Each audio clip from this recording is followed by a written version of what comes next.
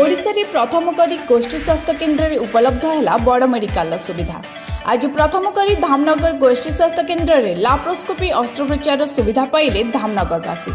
यह केवल संभव हो पारिछि धामनगर गोष्ठी स्वास्थ्य केन्द्र रे कार्यरत डाक्टर ज्योतिर्मय नायक कथारे अछि अदम्य इच्छा शक्ति आगे सबकिछि हार मानि थाए, जहाको कि प्रमाणित करी देखाइछन्ति डाक्टर नायक। जो अस्त्रोपचार पई गरीब लोकटिए बड़ मेडिकल किंबा घरोई मेडिकल सहायता नहीं थाए, से लाप्रोस्कोपी ऑपरेशन प्रक्रिया को गोष्ठी स्वास्थ्य केन्द्र में संभव कर देखाई डाक्टर नायक।